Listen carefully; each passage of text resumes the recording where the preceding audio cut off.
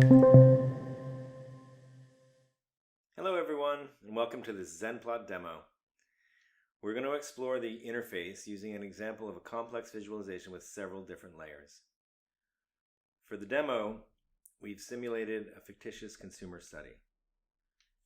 Initially, several products were evaluated by several judges according to different sensory descriptors. There were 3 competitors already on the market, C1, C2, and C3, and 2 prototypes that we want to launch, P1 and P2. At the end of this study, statistical analyses were performed on the raw data in order to be able to create the data sets that will be explored in this demo. These analyses can be carried out using XLStat. A product that we will call the ideal product was simulated in order to better understand the consumer expectations. In this demo, we're going to walk through the ZENPLOT interface in order to create a preference map that can easily be integrated into a presentation later. A tutorial about preference mapping is available in the XLStat Help Center. When you launch ZENPLOT, you land on the home page, which displays the latest project that you've modified, some tutorials, and a few inspirations. Here, we want to create a new project in which we will realize a new visualization, the preference map or pref map. So to create a new project, click on the Add a Project button from the home page or the projects area. You must now import a first data set. Each project can contain 1 or more. Here, we start by importing the prefmap background.csv dataset. To do so, you can either drag and drop it or select it from its folders. Once selected, hit the Continue button to go to the next step. Step 2 of the import is to choose the right setting to import your data. The Apply Settings button allows you to preview the data import with the current setting. We observe that in this data set, the separators are commas and the decimal separators are points.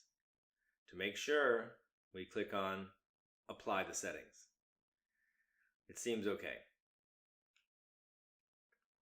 It is also possible to delete 1 or more variables from the import.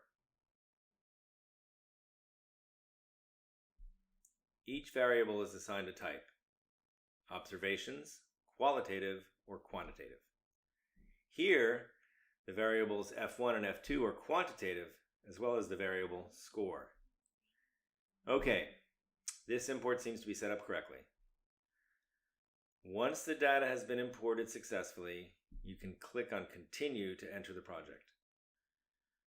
Once in the project, we start by renaming the top bar. Here we'll call it Sensory Study.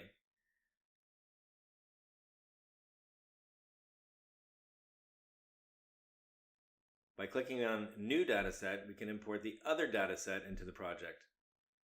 This is called prefmap products.csv.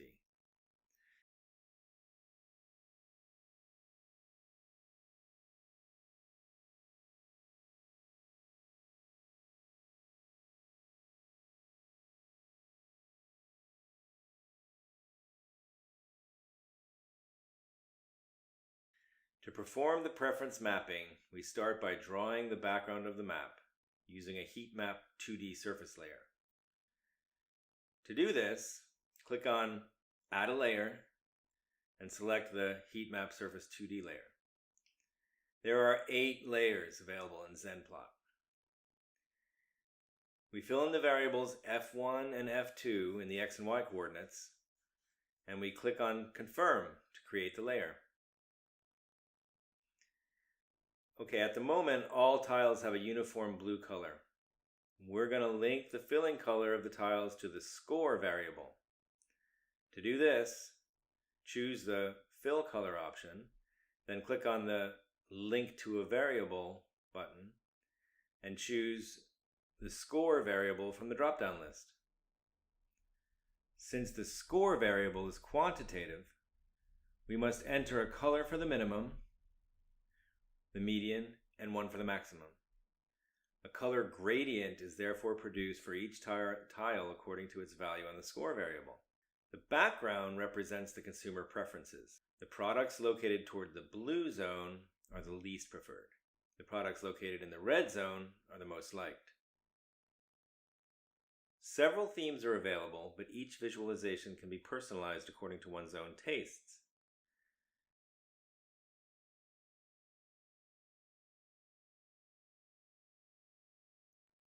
We do not want to display the borders of the tiles. So, by clicking on the border options, we apply a line thickness of 0. Now that the background is ready, let's place the different products in the study. To do this, we create a new scatterplot layer, this time selecting the prefmap products dataset and filling in the x and y variables as coordinates. The points are then drawn. Note that depending on the layer selected, the options bar on the right changes. Each layer has its own options bar. Okay, just so we don't get mixed up, let's rename the background and products layers. You can also move the layers to control the stacking order. Here, we want the products to be superimposed on the background of the map. The points are not all visible, so we will customize them. To modify the points, we select the products layer and we put their fill color to product type variable.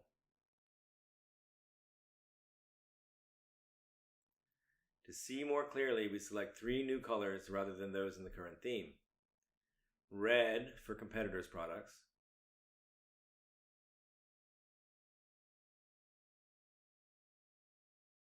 white for prototypes, and green for the ideal product.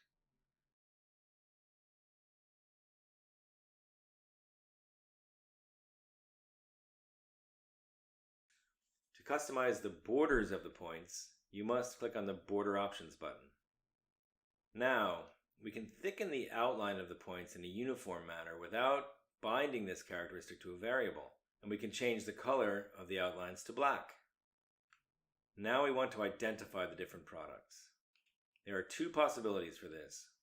1, we can create a new label layer by clicking on the Add a Layer as seen previously. Or 2, you can click on the option Add Labels. This option also creates a new layer, pre-configured by default with the same coordinates as the scatterplot. All that remains is to choose the variable that corresponds to the labels. Here, it's product. We want the position of the labels to be adjusted relative to the coordinates of the points. There, the labels appeared. We immediately rename the layer in labels. Let's remove the outline of the labels. To do that, let's go to Border Options and apply a thickness of 0. We could also choose a background color, but here we want to leave the labels transparent.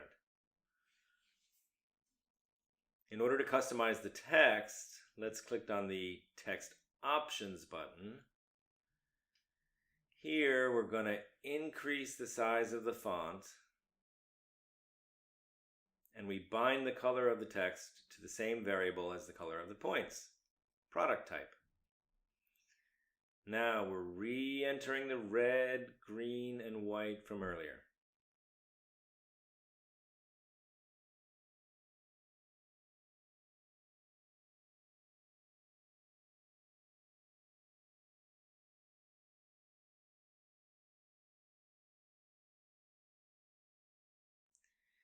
Each time a characteristic is linked to a variable, it's automatically added to the legend.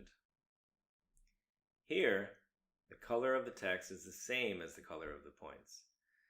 To remove it, go to the caption options and uncheck the text color.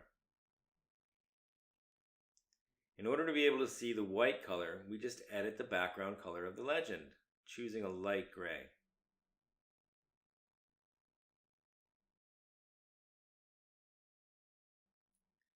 Okay, the preference map is ready, but now we've got to annotate it.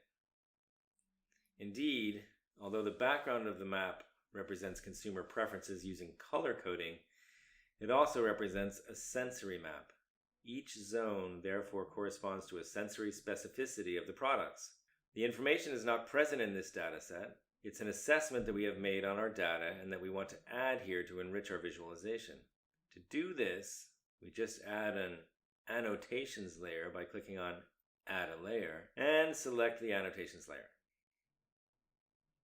The annotation layer does not need to be linked to a dataset. By selecting the text annotation, you choose its location using the mouse. We enter the sensory characteristics of the products located to the left of the map.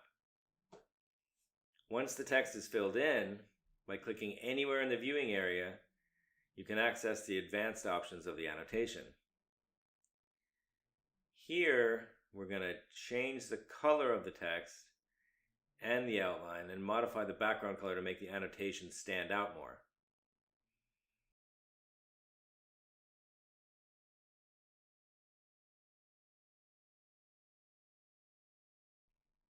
Then just repeat the operation for the right side of the map. These over here are sweet and vanilla products.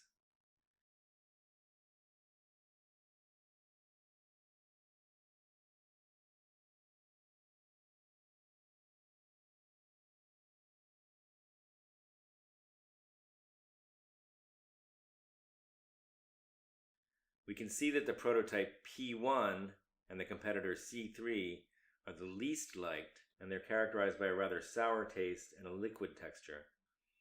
Competitors C2, C1, and the P2 prototype are all very popular and are quite close to an ideal theoretical product.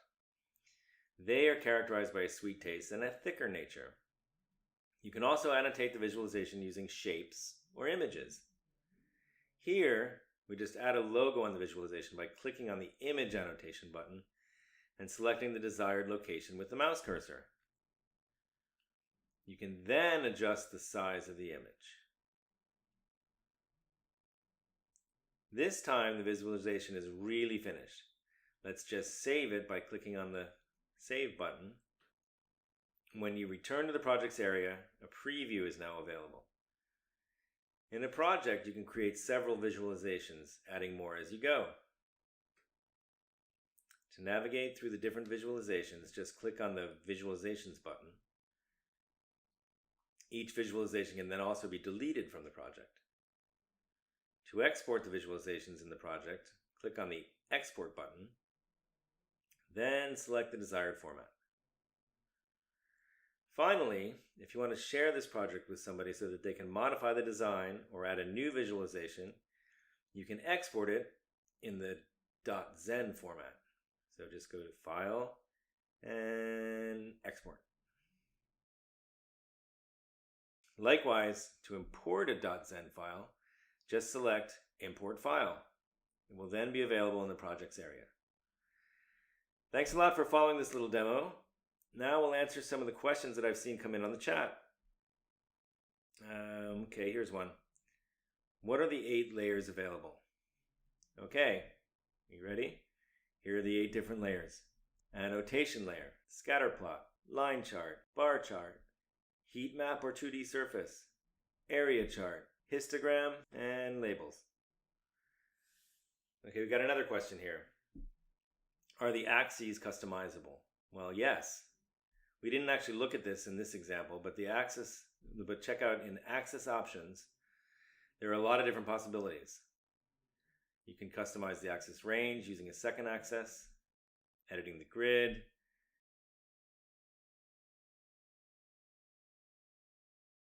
customizing the ticks, the axis line, and the tick markers,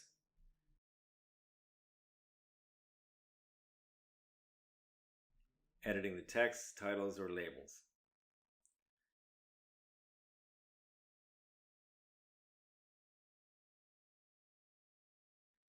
You can also enter the title of the axes by clicking directly on them and typing it in. Okay, got another question here. Do the results necessarily have to come out of Excel stat? Well, that's a good question. ZENPLOT can easily import any dataset with Excel or .csv format.